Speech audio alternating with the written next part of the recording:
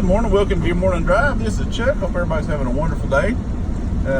As usual in Tennessee here recently, it is raining, which I think that's going to become our state representative now is rain. But anyway, my topic today is language. I was listening to the radio earlier this morning. They talked about this woman going off in a Mexican restaurant. She felt all the employees need to be speaking English apparently all the time. And she's yelling at the manager about it. Well, I will admit, I am the first person that anytime I do anything and I have to press one for English, that does sort of piss me off.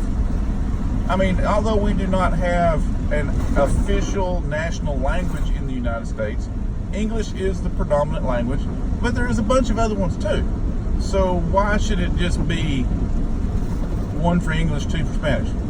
You know, why is it not like 20 or 30 other languages too? Because there's so many other people of so many other nationalities that speak other languages in the United States.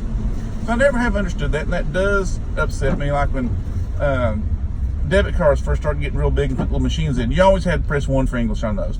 And I actually got so upset about it a couple times. I said, if you want me to buy something from here, the person running the register, will press the button for me, because I refuse to do that. Because it just annoyed me having to do that. But I do understand there are other people that speak other languages, and that's part of the history of our country, and I have no problem with that. And if I go to any kind of restaurant where it's basically based from another country, like a Spanish, Mexican restaurant, Chinese restaurant, Japanese restaurant, and there are others, there's some different ones. I've been to a Korean restaurant before. I expect to hear the employees speaking that language. And as long as they understand what I'm saying, get my order right, I don't care. I know English is not their first language. I know sometimes there's some difficulties, but usually the service is really good in these restaurants. They try really hard. Now, I know I've run into the few occasions where, you're trying to maybe make a substitution or ask a question, and it sort of throws them off a little bit because they're just expecting you to say, okay, I want a number one, or I want blah, blah, blah, whatever. And that's understandable. And I work with people on that. I don't make fun of them over it. Because if I went to their country, I'd have the same problem. I'd be trying to order something in a restaurant, and I might have some difficulty with it. So I don't hold that against any of them. It's like there's the Walmart near my house. I actually shop quite a bit at the Easttown Walmart. Mainly because it's entertaining to go there because of the people. If you've ever been to the Easttown Walmart, look at people at walmart.com. If that site's still active, you will see pictures of people and things at the Walmart near my house. But anyway, that's a whole nother story. There's a little restaurant went in where the McDonald's used to be, and it's a Chinese, Japanese, somewhere in that range. I'm not really sure. They have General Tso's chicken, which I really enjoy, the fried rice, the lo mein, a few other things. And obviously these people's language is nowhere near English at all. They know a few words, and that's really it. And my wife likes these little crab rangoon things, which I order from there, but these aren't actually crab rangoons. They call them little wonton wraps or something. I forget what the woman called them. But they're really good. They have cheese in them. They're deep fried. They're crunchy. Wife really enjoys them. Makes her happy, so I get them for her. Well, the last time I went, I'm always nice to these people. It appears to be almost like a family. And I try to be real nice to them. I realize English is not their first language, but they're doing a good job. And I like the food. It's good food for the price. I'm happy with it.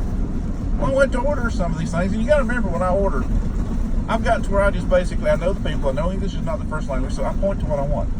And if I want 2 servings of meat, I point to that group, 2. 2. And they get it. Oh, you want 2? Yeah, I want 2. All right. Well, I pointed at the little wonton thing, said I want 4. They said, no. She said something interesting. Then she said, cold. You wait. And I'm pretty sure that's what she said, was you wait. So she goes back, she deep fries some more, and she'd already taken my money and everything. She comes out, she hands it to me nice and hot. And it's like, hey, it's cool, But I figure, she did that for me because I know I'm nice to the people. I go in there. I'm always pleasant to them. I don't make fun of them. I don't get upset because they don't understand what I'm saying. So they're nice to me. Now, they might be nice to everybody, but I just feel like maybe I'm special because I'm always nice to them. But anyway, you can't expect everybody to speak the language here all the time. Like that woman that went off. If she went to France, I guess she would expect herself to learn French and only speak French. I mean, I wonder if the woman ever thought about it that way. And she went to Mexico, she needed to learn Spanish and only speak Spanish. I don't know, people just nowadays, and I said this on the radio, everybody's always looking for a reason to complain.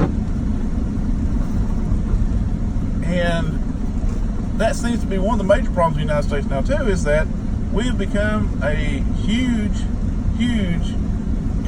country of complainers. I mean, we all have things to complain about, but why go out and look for things like something like that? So the employees of a Mexican restaurant are speaking Spanish to each other. Who cares? I go to a little Mexican restaurant all the time. They do pretty good on their English. I get good service. I get good food. So I don't care. I don't know. I just don't understand people why everybody has to whine, bitch, and complain so much about everything and look for things to complain about. Like they say on the radio, I think they see things on social media about somebody complaining about something. Hey, I think I'm going to do that too. I'm going to go here and bitch and raise Cain and get put on Facebook and social media and get my 5 minutes of viral fame. And I think that's what it's all about. Everybody wants to be out there, have some attention. I don't do this for attention. I do this because I'm bored every day when I got about an hour each way going to work, and it gives me something to do. I don't make as much videos as I did. I need to start making some more because I enjoy it. And it's something I enjoy doing. Now, either way you enjoy listening to what I had to say or not, that's up to you. Now, I've always said if you got any questions or comments, or actually a friend of mine says shitty remarks, feel free to leave them. But, stop looking for reasons to complain. Look for reasons to enjoy your life and be happy. Wouldn't that be more fun than looking for reasons to complain and cause them crap? But that's just my opinion. And if anybody, like I say, if anybody has any opinions or shitty remarks, feel free to let me know. Hope everybody has a wonderful day.